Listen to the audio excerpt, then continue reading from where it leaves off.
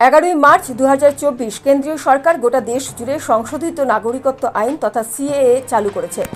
জামালপুরে মতুয়াদের মহাসম্মেলনে এসে এই প্রসঙ্গে তীব্র প্রতিবাদ জানিয়েছেন তৃণমূল কংগ্রেসের রাজ্যসভার সাংসদ ও মতুয়া ঠাকুরবাড়ির সদস্য মমতা বালা ঠাকুর। তিনি বলেন, নিঃস্বার্থ নাগরিকত্ব দিলে এতগুলো শর্ত বেঁধে দিল কেন? কে কোথায় জন্মগ্রহণ করেছে তার প্রমাণ দিতে হবে। 9টা প্রমাণ দিতে হবে বলে যে ধারা দিয়েছে তা কোনো মানুষের কাছে নেই। তাহলে নাগরিক হবে কি করে? এই ডকুমেন্টস কার কাছে আছে? ভারতের স্বরাষ্ট্রমন্ত্রী অমিত শাহ, প্রধানমন্ত্রী তাদের কাছে আছে। আসামে বিজেপির গভর্নমেন্ট, তারা কেন রাস্তায় নেমেছে, ধর্নায় বসেছে? আর এর উত্তরে বর্ধমানে বিজেপির লোকসভা ভোটের প্রচারে এসে আসামের পঞ্চায়েত এবং গ্রামীণ উন্নয়ন, খাদ্য ও নাগরিক সরবরাহ এবং আইন ও বিচারমন্ত্রী রঞ্জিত কুমার দাস করলেন বিস্ফোরক মন্তব্য। তিনি জানিয়ে দিলেন, সিএএ ডেট লাইনে তারও আপত্তি রয়েছে। পাশাপাশি তিনি অবশ্য এও জানান, সিএএ নিয়ে কারুর অবজেকশন থাকলে তারা সুপ্রিম কোর্টে অ্যাপিল করতে পারবেন। শুনব তৃণমূল সাংসদ মমতা বালা ঠাকুর এবং বিজেপি শাসিত আসামের মন্ত্রী রঞ্জিত কুমার দাস ঠিক কী বললেন সিএএ নিয়ে। এমন একটা আইন তারা তৈরি করেছে যে সেই আইনের যে 9টা ধারা দিয়েছে, যা যা ডকুমেন্টস দিতে হবে তা কোনো মানুষের কাছেই নেই। তাহলে নাগরিক হবে কি করে? তারা বলছে আমরা নিঃশর্ত নাগরিকত্ব দিচ্ছি। তাহলে এতগুলো শর্ত কেন বেঁধে দিল? বাবা মা ঠাকুরদাদা তার জন্ম কোথায় হয়েছে তার জন্ম দিতে হবে, কে কোথায় জন্মগ্রহণ করেছে তার ডকুমেন্টস দিতে হবে, কোনো জায়গায় যদি শিক্ষাগত যোগ্যতা থাকে পড়াশোনা করেছে সেটা দিতে হবে আপনার এরকম, এবং কোন বাড়িতে যদি নিজের বাড়িতে থাকা হয় কি কোনো ভাড়া বাড়িতে থাকা হয় সেগুলো দিতে হবে। এরকম করে 9টা ওরা আজকে মানে বেঁধে দিয়েছে যে এই 9টা ডকুমেন্টস দিতে হবে। তাহলে এই 9টা ডকুমেন্টস কার কাছে আছে? আপনারা সাংবাদিকতা করেন, আপনারা বলুন যে আপনাদের কাছে আছে কি না। ভারতের স্বরাষ্ট্রমন্ত্রী এবং অমিত শাহ আর হচ্ছে যে প্রধানমন্ত্রী তাদের কাছে আছে এগুলো? এটা তো ইসের আপনি দেখতে পাচ্ছেন না। আসামে কেন আজকে তাদের বিজেপির গভর্নমেন্টটা তারা কেন আজকে রাস্তায় নেমেছে, তারা কেন ধর্নায় বসেছে? ওখানে তো হেমন্ত সোরেন বলেই দিয়েছে যে একটা কেউ যদি নাগরিক পায় তাহলে আমরা এখানে আমি নিজেই চিফ মিনিস্টার ছেড়ে দেবো। বুঝতে পারে কারণ কেন, যে এটা আমাদের গণতান্ত্রিক দেশ, ভারতবর্ষের গণতান্ত্রিক দেশ।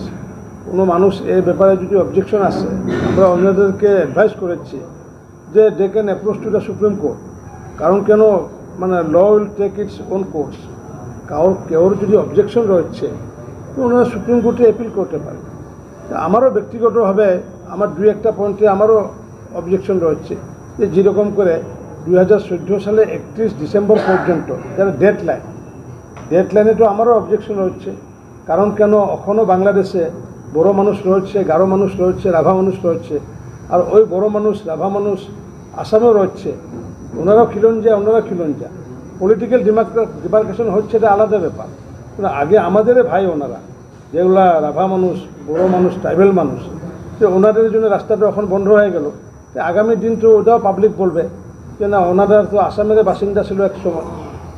এই যে ডেডলাইন নিয়েও আগামী দিন যে মানুষ যেন আবার শিথিলতা করতে পারে এই ব্যাপারেও চিন্তা করবে। এইরকম মানুষও আছে আসামে। মানে আপনি যেটা বলতে চাইছেন 2014 সালের 31শে ডিসেম্বর যে ডেডলাইন করা হয়েছে সেই ডেডলাইনের পক্ষে আপনি না, আমি বলছি কি, যেগুলো যে ট্রাইবেলগুলো ভারতে বা আসামে রয়েছে, আর সেম ট্রাইবেল রয়েছে যেরকম কোচ রাজবংশী মানুষ রয়েছে, আসামে রয়েছে, বাংলাদেশে রয়েছে। ওনাদের সঙ্গে একে তেজের সম্পর্ক। তো ওনারা তো বলবে যে আমাদের জন্য তো এটা ক্লোজ যদি হয়ে যায় তো এটা তো ভালো হবে না। তো আগামী দিন তো এরকম কথা আসবে যে যেগুলো ট্রাইবেল রয়েছে, ট্রাইবেলের জন্য আবার এটা রিল্যাক্স করতে লাগবে, এইরকম ওপিনিয়নও রয়েছে। আর কিছু বলছে, অবজেকশন করলো যে আগে যখন এই সিএলও বলেছিল যে 1.5 কোটি মানুষ এসে যাবে, 1.5 কোটি মানুষ এসে আসামকে যত পুকুর, মাঠ, সোর্স আছে সবগুলা নিয়ে নেবে। মানুষকে আগে বিভ্রান্ত করেছিল, এখন মানুষ বুঝে উঠেছে। আগে যেরকম করে আন্দোলন হচ্ছিল ওই সময় মানুষ বুঝতে পারছিল না, তখন তো মানুষ বুঝছে। কিছু লোক স্বাভাবিক রূপে কিছু লোকে আন্দোলন করতে পারে, এটা বড় ব্যাপার না।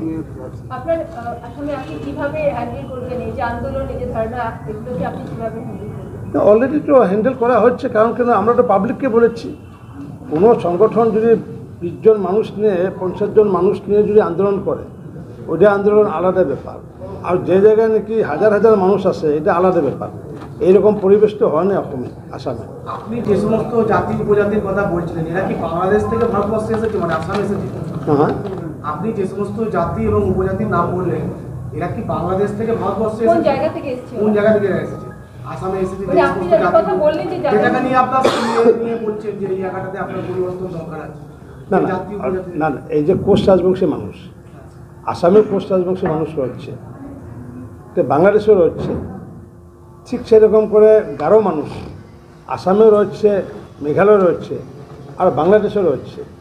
রাভা মানুষ, ওনারা ট্রাইবেল, ওনারা রাভা মানুষ আসামেও রয়েছে এবং বাংলাদেশে রয়েছে। তো আজকে যদি ওনাদের জন্য যদি এটা যদি ক্লোজ হয়ে যায়, কালকে যদি কোনো একটা যদি ঘটনা ঘটে যায়, ওই মানুষগুলো কোথায় যাবে? মানে সিএ যে আইন নিয়ে আসা হয়েছে, সেই আইনে এই যে জাতীয় উপজাতিদের কথা বলছেন, এদের কোনো সংস্থান নেই নাগরিকত্ব না না, আমি বলছি কি এটা ওপিনিয়ন রয়েছে। অনেক মানুষ আসামে বলেছে যে আগামী দিন ট্রাইবেলের জন্য এটা আবার রিল্যাক্স করতে লাগবে, এরকম কোথাও বলেছে। আপনারা বলছেন না যে এরকম ওপিনিয়ন হচ্ছে, আন্দোলন হচ্ছে, তো তার উল্টা ওপিনিয়ন হচ্ছে। ওপিনিয়নগুলো আমি বলেছি। আর আপনি চাইছেন যে এই আইনটা আরো পরিবর্তন হোক। না না, ওনারা চাইছে। আমি তো ভারত সরকার যা আইন করেছে ওটা আমি সাপোর্ট করেছি, কিন্তু মানুষের মধ্যে এটাও প্রশ্ন রয়েছে যে আসামে যেগুলো ট্রাইবেল রয়েছে আর সেম ট্রাইবেল রয়েছে বাংলাদেশে রয়েছে, কোনোদিন যদি ওনাদের উপরে যদি কিছু যদি ঘটনা ঘটে, ওনারা কই যাবে? ওনারা তো আসামের খিলঞ্জিয়া মানুষ, বাংলাদেশের ট্রাইবেল, আর ওই কমিউনিটিকে আসামে খিলঞ্জিয়া বলে।